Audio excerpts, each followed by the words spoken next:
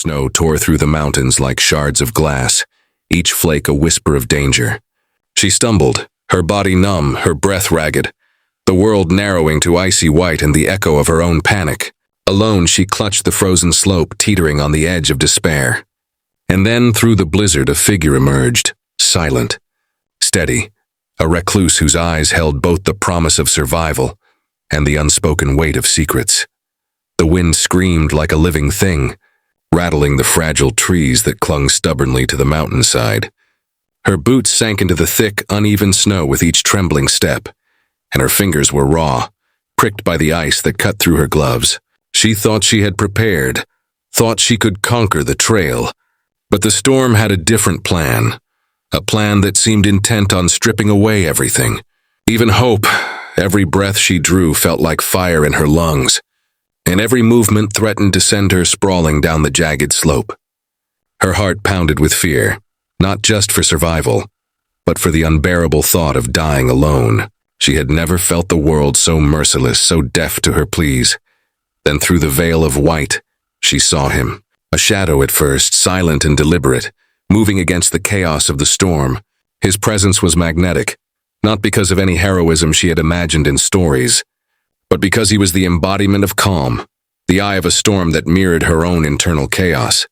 He did not speak, but his eyes, dark and penetrating, carried an unspoken promise.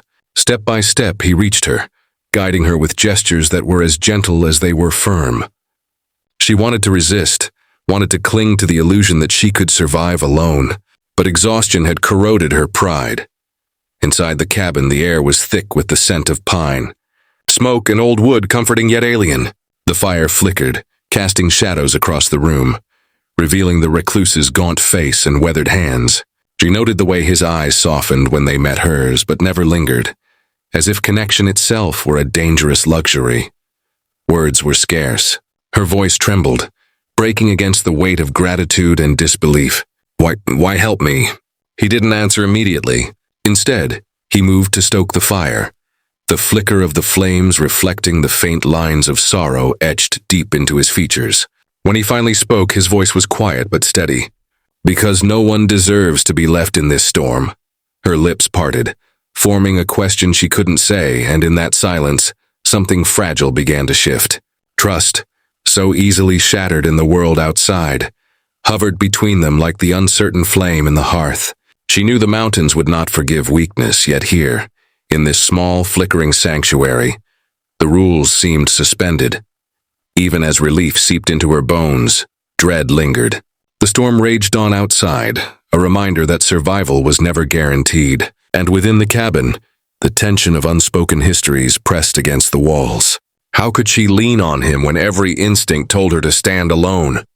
And yet, in the quiet of the firelight, she realized that perhaps survival meant more than endurance. It meant surrendering, just enough to let another soul in. The first part ends with that delicate, unresolved tension. The external threat of the storm is ongoing, and the internal struggle, whether she can trust him or not, is unresolved. The storm outside raged with a ferocity that seemed almost sentient, but inside the cabin was quiet enough to hear the ragged rhythm of her own pulse. She sat on a rough-hewn chair, staring into the fire, mesmerized by the way it fought against the darkness, refusing to be extinguished. Each crackle echoed like a heartbeat, and she realized with a pang that this heartbeat was the first human presence she had felt in days, a tether to life she hadn't realized she had been grasping for. He moved with careful purpose, fetching blankets and water without a word. Every gesture was deliberate, precise, as though the cabin itself were a fragile ecosystem, and any misstep could undo it. She watched him, trying to read the lines of his face in the dancing shadows, to decipher the story behind his quiet reserve. She wanted to ask, wanted to tear down the walls between them with questions, but a deep-rooted caution stayed her voice. I can't stay here long," she finally whispered, her words trembling like the flames. "I need to find my way back, before it gets worse." He didn't flinch, didn't argue. Instead, he sat across from her, his hands wrapped around a steaming mug, the heat warming the gaps in his weathered fingers. "The storm will not wait for you," he said softly. "It does not care for your plans." Her throat tightened. She wanted to tell him she could manage, that she had always managed before, but the words died behind her teeth. The truth was raw and undeniable. She was not ready, not yet, to face the mountains alone. The storm was more than snow and ice. It was a reflection of the chaos gnawing at her inside, the fear she had buried beneath layers of pride and self-reliance. Hours passed, marked only by the steady roar outside and the slow consumption of the fire.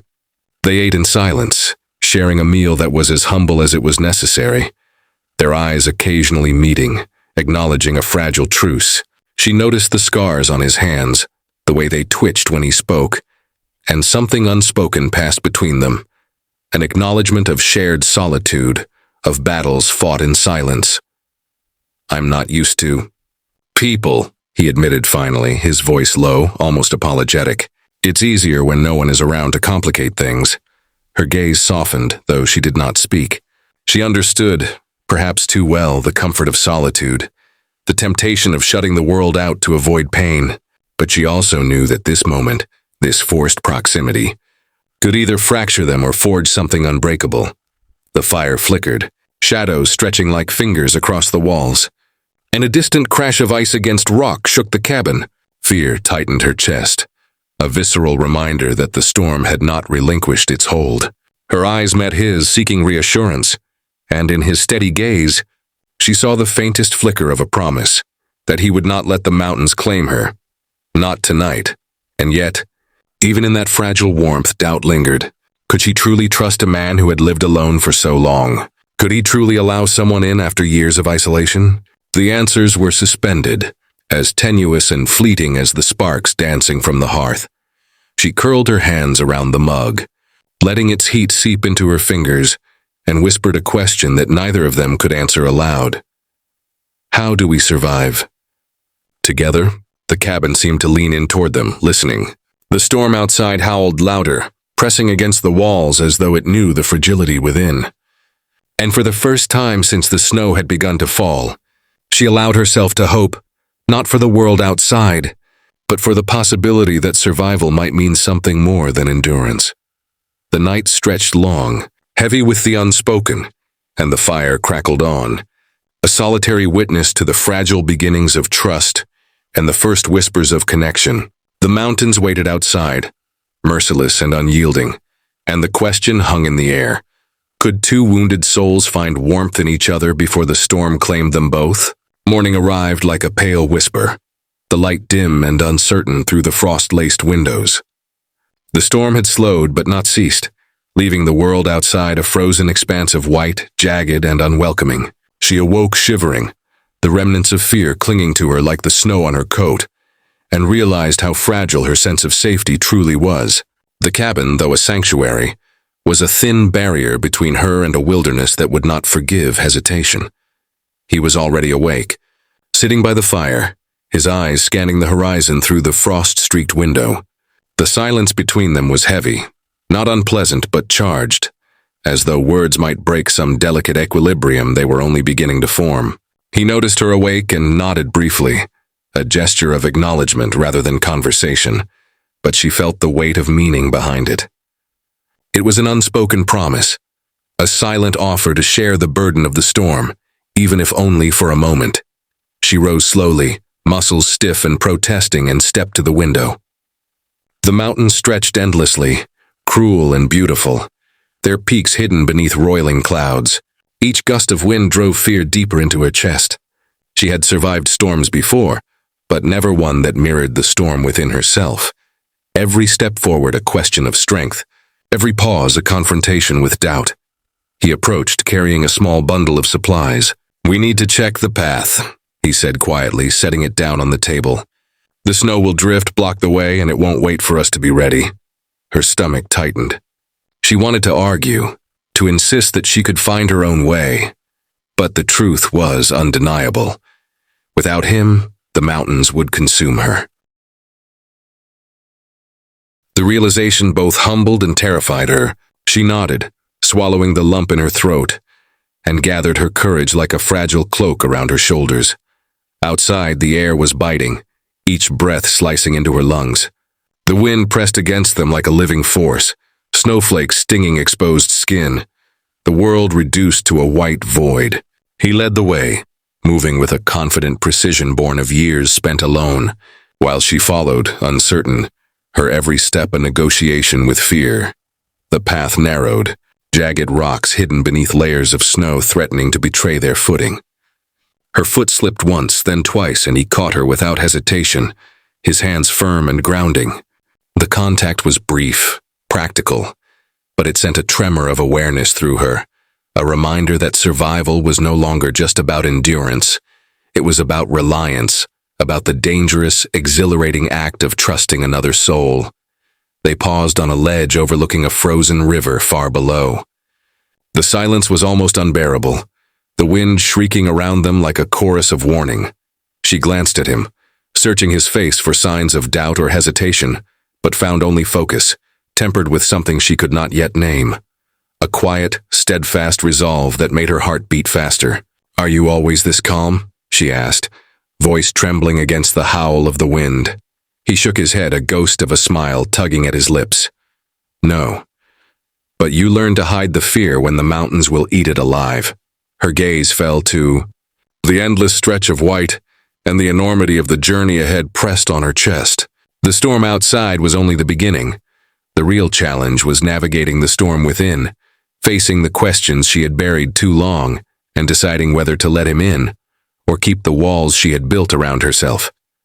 The wind shifted suddenly, sharper, colder, as if warning them that the mountain would not yield. She looked up at him, heart pounding, and realized that the true test was only beginning. Could they survive the mountain, and survive each other, without breaking under the pressure? And as the snow whipped against their faces, a flicker of understanding passed between them, an unspoken acknowledgement that whatever lay ahead, neither would be truly alone.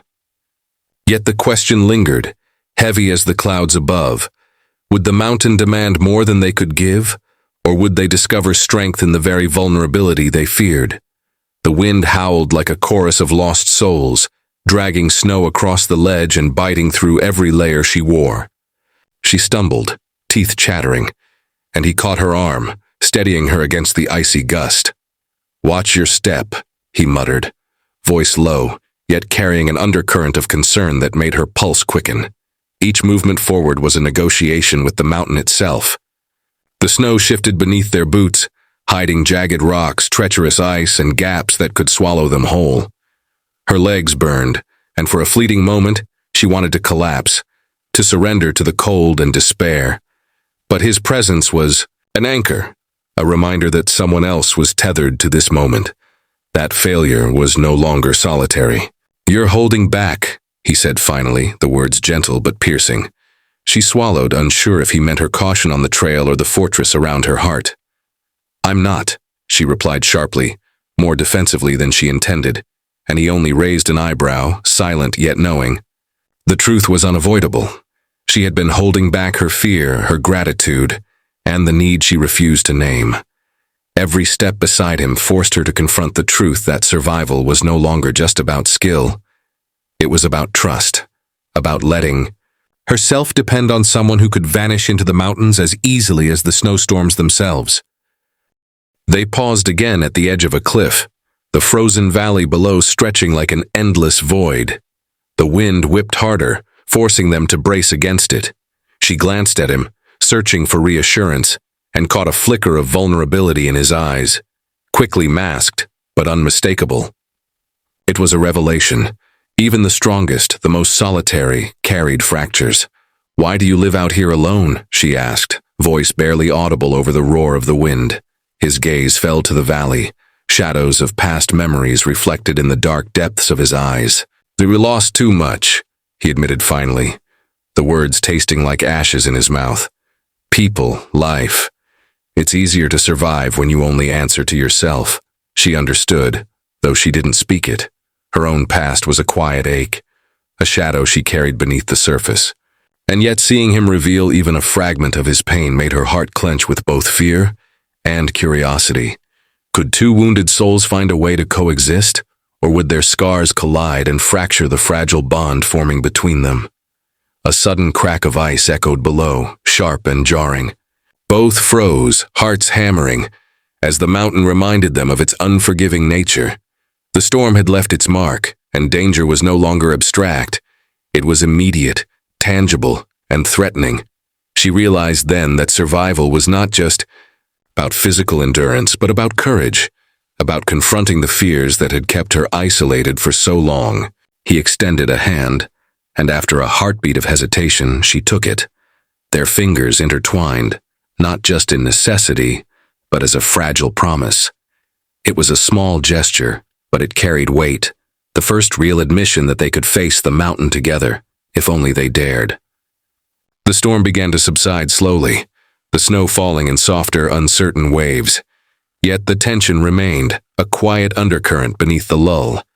She felt it in her chest, a mixture of fear and exhilaration, and knew that the true journey was only beginning. They had survived the first test, but the mountain and their own vulnerabilities would demand more. As they moved forward side by side, she realized the stakes had changed. It was no longer just about reaching the cabin safely. It was about survival in a deeper, more profound sense. Survival of trust, survival of hope, survival of a heart she had guarded for far too long. And in the shadowed silence between them, an unspoken question lingered, heavy as the clouds above. Could they survive not only the mountain, but the fragile, dangerous connection growing between them? Or would the storm within each of them tear everything apart before it could truly begin? The morning air was brittle, sharp as shattered glass, each breath a struggle against the thinning oxygen and the biting cold. Snow clung stubbornly to the jagged peaks, and the world beyond the cabin seemed suspended in an eternal, frozen hold. She tightened the straps of her pack, feeling the weight not just of supplies, but of the unspoken tension coiling in her chest. Every movement reminded her that the mountain did not forgive mistakes. He moved beside her, silent and steady, as if the mountain itself had taught him how to anticipate danger. She envied that calm precision, envied the way he seemed to belong. In the wilderness, a creature born of hardship and isolation, she, by contrast, felt raw and exposed, every misstep echoing her own vulnerabilities. Yet each time she faltered, his presence anchored her, a tether she was both grateful for and reluctant to admit she needed. A sudden gust tore across the slope, flinging snow into their faces. She stumbled, nearly losing her footing, and his hand shot out, gripping her arm with firm insistence. The moment lasted a heartbeat too long, enough to send a rush of heat through her veins, enough to remind her that danger and connection often collided in unpredictable ways. The path narrows ahead, he warned, his voice low and controlled. It's steep, icy. One wrong step. His words hung unfinished, the threat implied but unspoken. She nodded, swallowing hard, forcing herself to breathe, to focus, to stay present. As they navigated the treacherous incline, her mind drifted, as it often did, to the question she had avoided. Why had he saved her? Not out of obligation or chance, but something deeper, something unvoiced, almost painful in its complexity. She wanted to ask, to force the answer into words, but fear held her tongue. She wasn't sure if she wanted the truth or if the mystery was safer, though it gnawed at her relentlessly. Below them, the frozen valley yawned, silent and indifferent. Every gust of wind, every shiver of the ice underfoot, reminded her that survival was no longer theoretical. The mountain demanded not just strength, but courage, resilience, and trust. The very things she had spent her life avoiding. And now, with him beside her, those demands felt magnified, more intimate, almost unbearable. He paused, kneeling to test the stability of a snow-covered ledge. "Careful," he murmured, eyes sharp, scanning the terrain. She watched, her chest tightening, as he reached out to steady her once more. Their fingers brushed, brief, fleeting, yet it left an echo she could not shake. In that moment, survival was no longer just about the mountain. It was about each other, and the unspoken, fragile connection threading them together. A distant rumble interrupted their careful progress, the sound rolling through the peaks like a warning. Avalanche! Her heart leapt into her throat, fear gripping her like ice. He reacted instantly, grabbing her hand, pulling her toward a narrow alcove beneath an overhanging cliff. Snow began to shift and thunder down the slope, and for the first time, the mountain's fury felt personal, immediate, and terrifying. They pressed against the rock, shoulders brushing, breath mingling in the cold air. The roar above them was deafening, a reminder that the mountain demanded obedience, demanded courage, demanded that they face both external and internal storms without faltering. She met his eyes, and in that glance she saw mirrored fear and resolve, proof that survival required more than endurance. It required trust, and perhaps something even more dangerous, hope. The avalanche passed, leaving a shattered silence, and a trail of displaced snow that made the path ahead uncertain. She realized then that nothing in this frozen world was guaranteed. Not the mountains, not survival, and certainly not trust. Yet with him beside her, she felt a fragile flicker of certainty. They had faced the first true test, and neither had fallen. But the question lingered, raw and pressing. How much of themselves could they give before the mountain, or their own fears, claimed everything? The silence after the avalanche was heavy, almost suffocating, broken only by the settling of snow and the distant whisper of the wind. She stayed pressed against the rock, her body trembling, not just from cold, but from the adrenaline still thrumming through her veins. Her heart refused to slow, each beat a reminder that the mountain had tested them and had not yet released its hold. He stayed close, shoulders brushing hers, his eyes scanning the altered path with meticulous attention. He moved deliberately, as if every step had been rehearsed 1,000 times before. Yet in his gaze she glimpsed something raw, a flicker of doubt, a shadow of uncertainty that humanized him in a way she hadn't expected. Even the strongest, she realized, carried hidden fractures. "You okay?" he asked finally, voice low, threading through the quiet like a lifeline. She hesitated, torn between pride and the relief of admitting her fear. I think so," she whispered, and the words felt inadequate, almost dishonest. But it was all she could manage. He nodded, as if he understood more than she had said, and without another word began to lead her forward. The trail was treacherous, littered with fresh snow and hidden ice, each step a negotiation with gravity and gravity's unpredictable partner, fear. Her fingers gripped the straps of her pack until her knuckles whitened, every muscle taut, every sense hyper-aware. The wind shifted, sharper now, a gnawing presence that threatened to push them off balance. She faltered, heart leaping into her throat, and he caught her again, this time holding her hand longer, steadier. She wanted to pull back, to remind herself that she had to survive on her own. But the warmth of his grip, the certainty of his presence, was magnetic. For the first time, she felt the dangerous allure of depending on someone else, and the fear that came with it. They rounded a jagged curve and found themselves facing a narrow ledge, the cliffside dropping sharply below. Her stomach lurched, fear clawing at her chest, but he was already moving, placing each foot with careful precision, beckoning her to follow. Her first step was tentative, a negotiation with every instinct screaming for retreat. But he was there, patient yet insistent, a steady pulse against the chaos of the mountain. "You trust me?" he asked, his voice almost a whisper, carried on the wind. She froze, realizing the weight behind the question. It was not just about the ledge, not just about surviving the mountain. It was about letting go even a little of the walls she had spent years building around herself. Her gaze met his, searching for any sign of hesitation, any hint that this was not a promise she could lean on. I trust you," she said finally, voice trembling, and the admission startled her with its honesty. It was dangerous to give trust so freely, yet in that moment it felt like the only way forward. He nodded once, sharp, decisive, and together they stepped onto the ledge. Each footfall was deliberate, measured, a silent pact between them and the mountain. The wind screamed, snow stung their faces, but with every step, she felt the fragile bond between them solidify. A bond forged in fear, forged in survival, and now forged in choice. As they reached the other side, the mountain fell silent once more, the storm a memory etched into the landscape. Yet even in the quiet, tension lingered. an unspoken acknowledgement that the true trials were still ahead, not just the mountain's wrath, but the challenge of keeping themselves and their trust intact. She exhaled slowly, chest aching from more than exertion. Survival was no longer simply enduring the elements. It was about confronting fear, embracing trust, and risking herself in ways she had never allowed. And as she looked at him, steady and unwavering, she realized that the question of the mountain had changed. It was no longer whether she could survive, but whether she could survive alongside someone who had become as essential to her as the very air she breathed.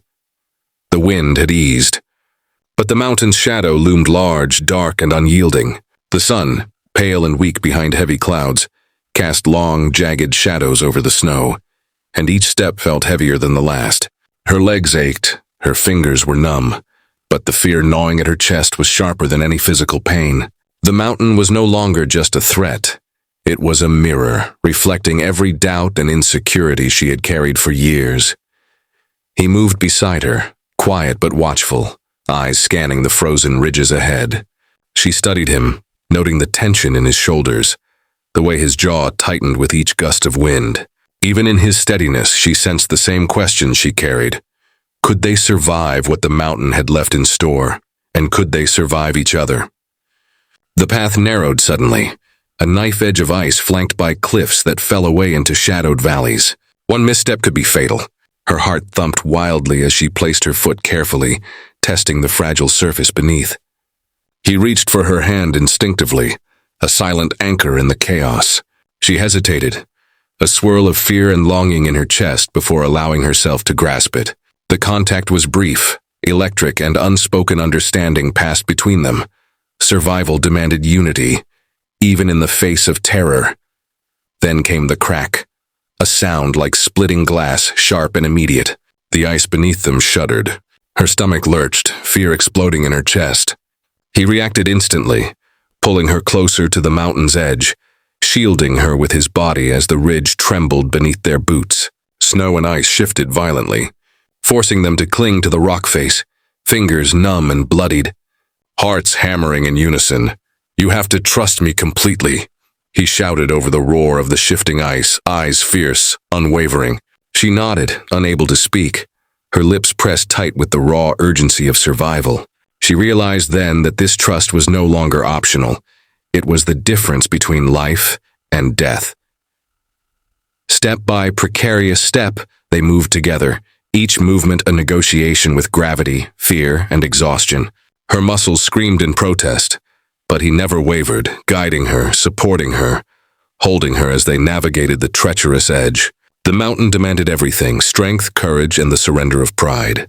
Each step forward was both literal and symbolic, a confrontation with the fears she had buried for too long. The storm from days before seemed a distant memory, but the mountain's wrath was immediate and unforgiving. Jagged ice protruded like teeth, snow drifts threatened to give way, and every gust of wind threatened to throw them into the void below. Yet through it all, she felt the growing pulse of something she had long denied: connection. Not fleeting, not fragile, but persistent. A fragile thread of humanity that tethered her to life and to him. When they reached a narrow plateau, relatively stable, she collapsed to her knees, gasping for breath. The adrenaline faded, leaving exhaustion and an ache that went deeper than muscles. An ache in her chest, her bones, her heart. He knelt beside her, hands brushing hers as if to steady both body and spirit. "We're not safe yet," he said quietly, voice rough with fatigue. But there was a flicker of hope in his gaze, a promise that they could endure.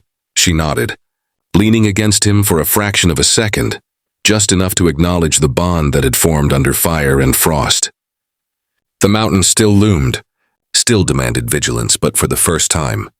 She felt the possibility of facing it not alone, but together. And yet, beneath that fragile hope, a question lingered, echoing louder than the wind.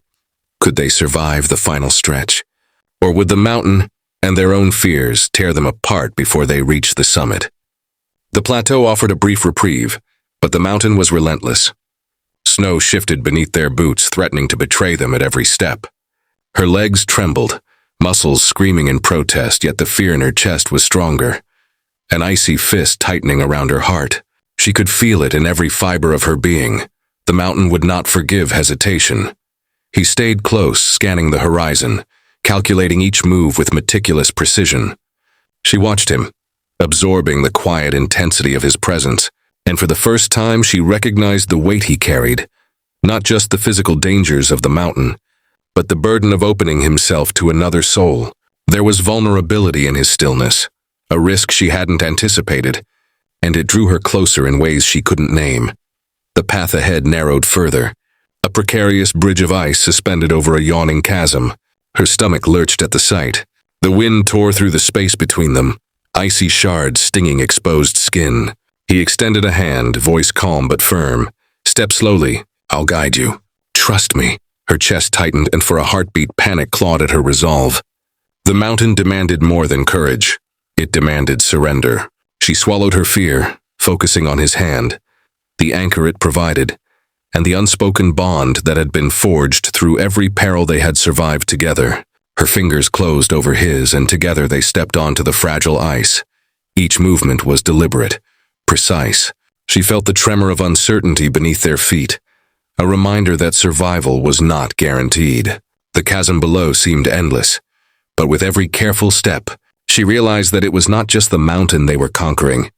It was their own fear, their own walls, their own hesitation to trust, to rely, to connect. Halfway across, the ice groaned, a deep, resonant warning that sent shockwaves through her body. Her heart jumped, breath catching in her throat. Instinct screamed to flee, to retreat to safety, but his steady gaze held her in place. "You're stronger than you know," he said, voice low, almost intimate. And she felt warmth in that single statement that had nothing to do with the fire they left behind in the cabin. Step by painstaking step, they reached the other side, the ice beneath them stabilizing at last. She collapsed to her knees, trembling, not from cold alone, but from the enormity of what they had just endured. He knelt beside her, silent for a moment, then offered a faint smile, roughened by fatigue, but unmistakable in its sincerity. "You made it," he said quietly. "We made it." The words felt both simple and monumental.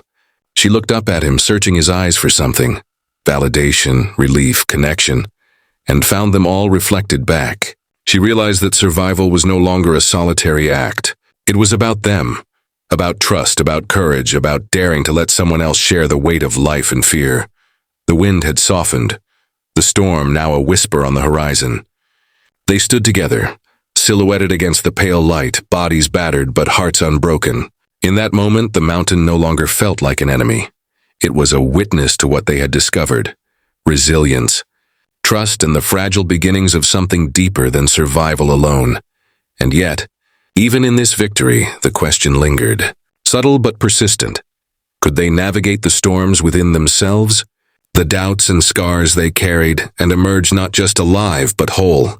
As they turned toward the distant cabin, hands brushing briefly in acknowledgement, the answer remained unwritten, waiting for the next step of a journey that had only just begun. The cabin came into view like a fragile promise, half buried in snow, smoke curling weakly from the chimney. The mountains loomed behind them, silent and imposing, witnesses to the ordeal they had survived. She felt a shiver, not from cold, but from the weight of everything they had endured together. Every gust of wind, every trembling step, every shared glance had led them here. He moved ahead, steady and sure, opening the door for her with a quiet nod. Inside, warmth wrapped around her like a long-lost embrace, the scent of pine and smoke grounding her in a reality that had once felt impossible. She exhaled, letting the tension seep from her body, but her heart remained alert. Survival had been one thing. Trust, connection, and rebuilding themselves was another.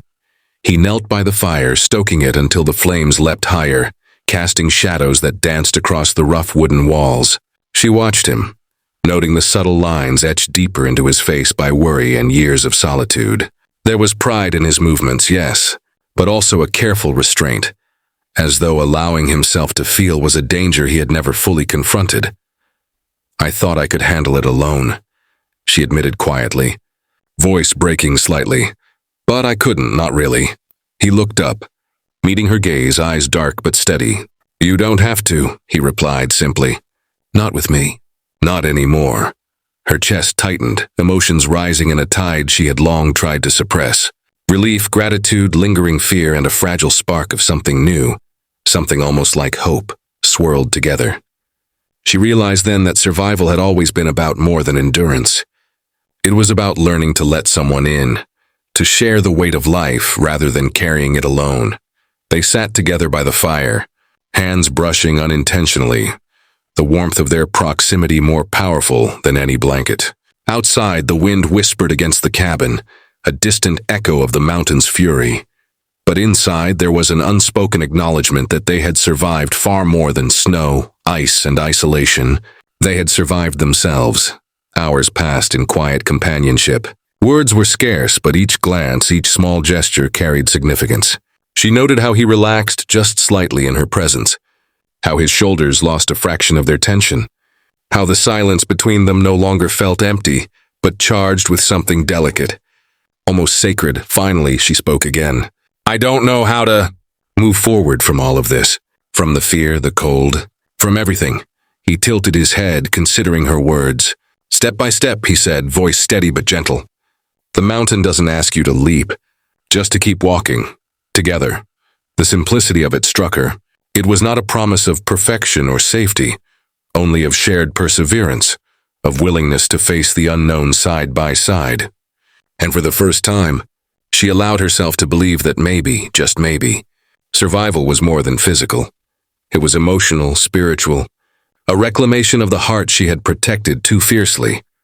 Outside, the snow began to fall again, softer this time, like a gentle curtain over the chaos that had defined the past days. Inside, the fire crackled, shadows flickering over their faces, and she felt a fragile peace settle over her chest. The storm had tested them. The mountain had demanded everything, and they had endured. Not alone, but together. And as she met his eyes, holding the unspoken understanding between them, she realized that the journey was far from over. But for the first time, she was ready to face it, not with fear but with courage, trust, and the tentative hope of love rediscovered in the harshest of places. Night settled over the mountains, a quiet blanket smothering the harsh echoes of wind and ice. The cabin, small and warm, stood defiant against the frozen world outside.